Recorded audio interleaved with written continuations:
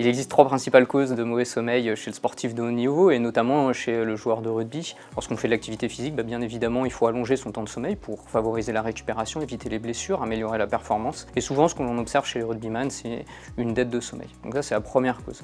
La seconde cause, c'est de l'insomnie, et bien souvent de l'insomnie psychophysiologique liée à de l'anxiété, de l'angoisse, notamment la veille des matchs. Et ça, ce sont des choses auxquelles on peut remédier avec tout un tas de techniques, et notamment des techniques de psychothérapie.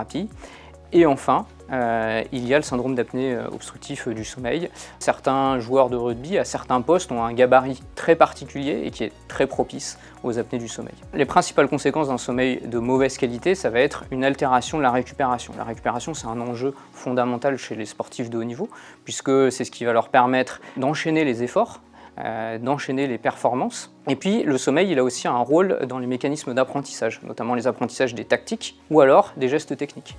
Et donc si on a un mauvais sommeil, on va avoir un mauvais apprentissage des tactiques, des gestes techniques, et puis on récupérera mal des entraînements. Et donc ça va être source également de blessures, et au final, on aura une performance globale qui sera baissée.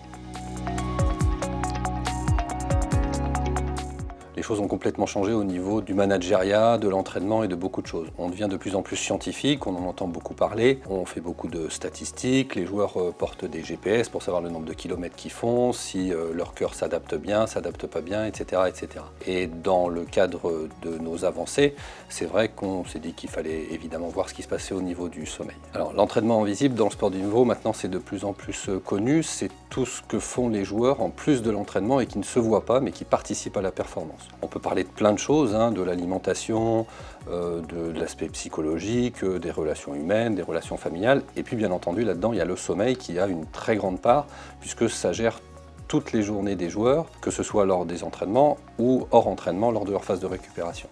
Donc ça devient de plus en plus important, au même titre que les autres, bien entendu, puisque le joueur est à prendre dans sa globalité. Et l'importance du sommeil grandit de plus en plus aux yeux des scientifiques, dans le cadre à la fois de la performance et pour l'évitement des blessures.